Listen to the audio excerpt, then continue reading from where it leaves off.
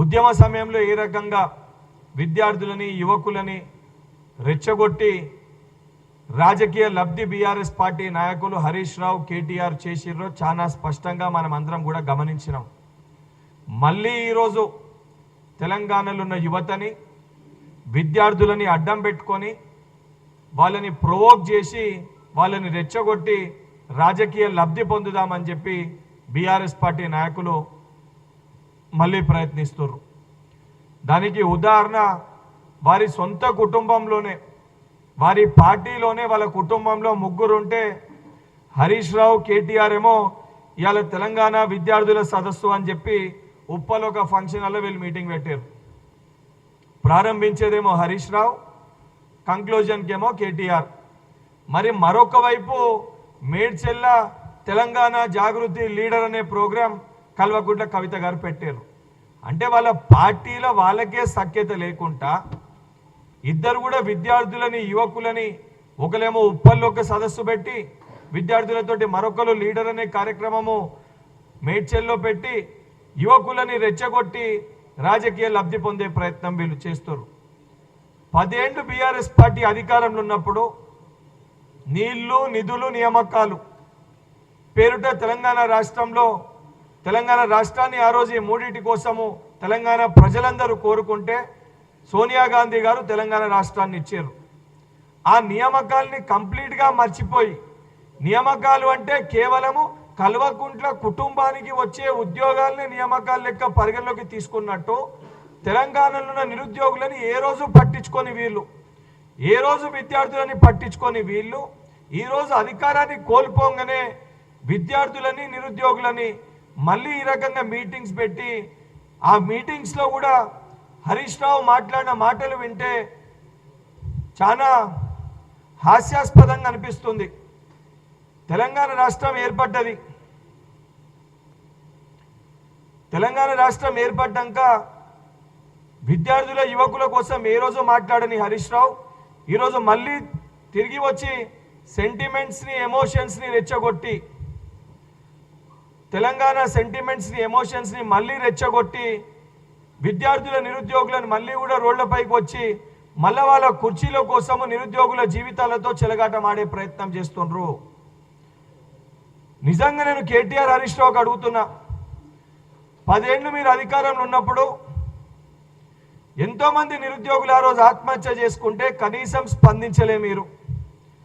టీజీపీఎస్సీలో paper leakage అయి వేలాది మంది టీజీపీఎస్సీ ముట్టడికి వచ్చిన రోజు కూడా కనీసం మీరు దానిపైన బాధ్యతతోటి ప్రెస్ మీట్ పెట్టి మాట్లాడే ప్రయత్నం చేయలే.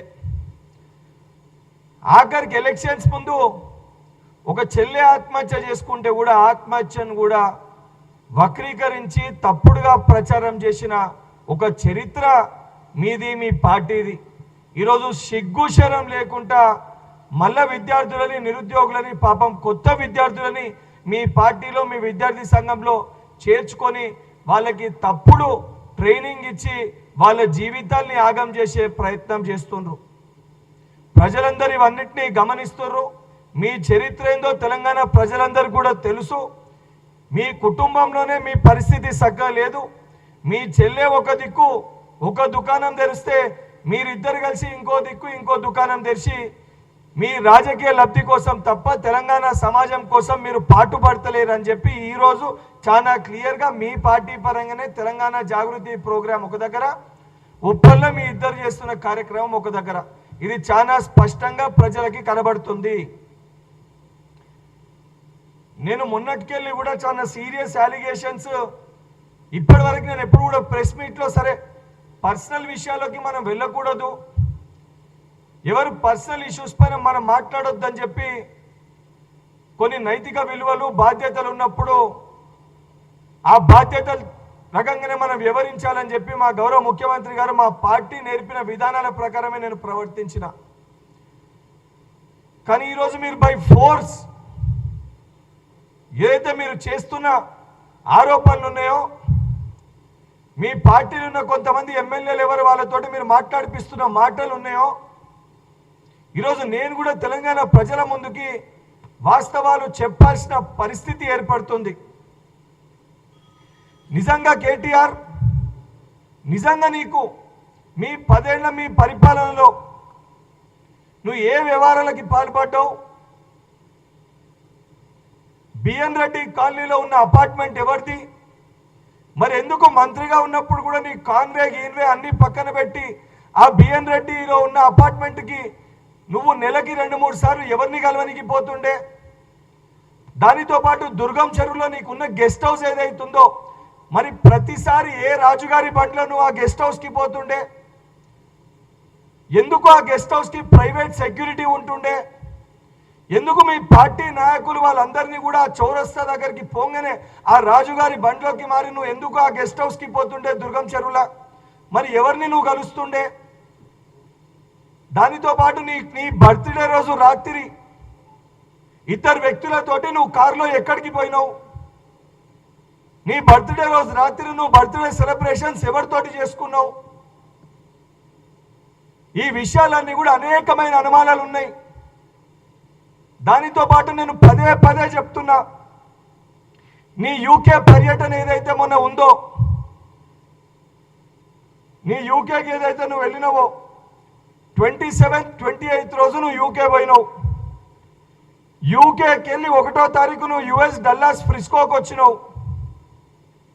దాని తర్వాత జూన్ 2న డల్లాస్లో నువ్వు సెలబ్రేషన్స్ తెలంగాణ ఆవిర్భావ దినోత్సవం అది ముఖ్యమైన రోజు అని చెప్పి పదే మీరే మాట్లాడతారు. ఆ సెలబ్రేషన్స్ కూడా ఇక్కడ తెలంగాణ ప్రజలతోటి జరుపుకోకుండా యూకేలో ఆ సెలబ్రేషన్స్ పెట్టుకొని నువ్వు యూకేలో అటెండ్ అయినావు, యుఎస్ డల్లాస్లో నువ్వు అటెండ్ అయినావు ఆ సెలబ్రేషన్స్. దాని తర్వాత నువ్వు 2కి వెళ్ళి జూన్ 11 వరకు నువ్వు 7కి రిటర్న్ వచ్చినావు. 3, 4, 5, 6, 7 3, 4, 5, 6, 7 ఈ 5 రోజులు నువ్వు ఎక్కడ ఉన్నావు? నువ్వు ప్యారిస్కి ఎందుకు పోయినావు? నువ్వు ఫ్లైట్లో ప్యారిస్కి పోయి ప్యారిస్కి వెళ్ళి నువ్వు ట్రైన్ మాధ్యమంలో ఆమ్స్టర్డామ్కి ఎందుకు పోయినావు? ఆమ్స్టర్డామ్ పోయి నువ్వు ఏం టెస్టులు చేయించుకున్నావు? నేను చాలా స్ట్రేట్గా కేటీఆర్ని అడుగుతున్నా, అన్అఫీషియల్ ట్రిప్ నువ్వు ప్యారిస్కి వెళ్ళినవా వెళ్ళలేదా? నువ్వు ప్యారిస్కి వెళ్ళి ట్రైన్ మాధ్యమంలో ఆమ్స్టర్డామ్కి పోయినవా పోయలేదా? నువ్వు ఆమ్స్టర్డామ్ పోయి ఏం టెస్టులు చేయించుకున్నావు? దేనికోసం టెస్టులు చేయించుకున్నావు? దాని తర్వాత తిరిగి నువ్వు తెలంగాణ రాష్ట్రంకి వచ్చి 11వ తారీఖు ఒక పబ్లిక్ ప్రోగ్రామ్ అటెండ్ అయ్యి దాని తర్వాత మళ్ళీ ఇమీడియట్గా జూన్ 28 మళ్ళీ యూకే పోయినావు. దాని తర్వాత మళ్ళీ జూలై 7th రోజు వచ్చినావు మళ్ళీ రిటర్న్. ఇది మే 27 ఫస్ట్ టైం యూకే పోయింది. మే 27, 28 ఫస్ట్ టైం యూకే పోయినావు. జూన్ 1కి డల్లాస్ పోయినావు. జూన్ 2nd రోజు డల్లాస్లో సెలబ్రేషన్స్ అటెండ్ చేసుకున్నావు. జూన్ 11కి ఈడో public. Subscribe us and press the bell icon for more interesting updates.